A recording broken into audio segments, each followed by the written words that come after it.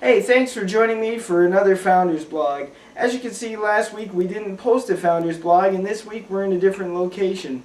And the reason for that is because I received an injury last week at the local mall.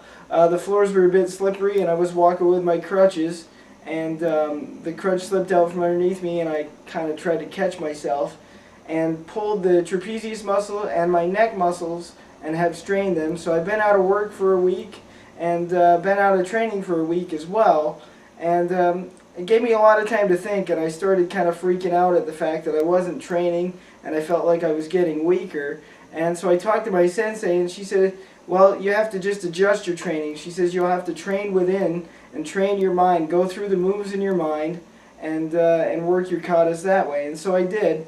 And I also went to the chiropractor and saw him a couple of times, and he brought to light something that I don't really like to face a lot, and that was the fact that maybe I need to start using some other aids to help me when conditions warrant it, such as a scooter or a wheelchair.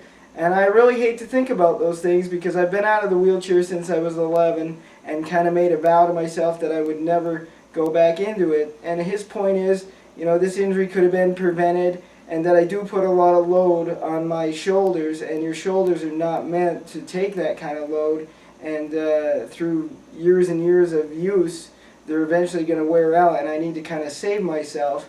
And so the rest of the week I've kind of reevaluated both my training and my everyday life, and it was kind of hard to face, but I think that that's what I'm going to have to do, is kind of adjust things. And I guess that's my point to you guys out there, is that no matter what you're going through, you know, don't see it as something that's a negative. Just look at it as an adjustment, and when you can do that and when you can accept it yourself, then you're going to be a lot better off.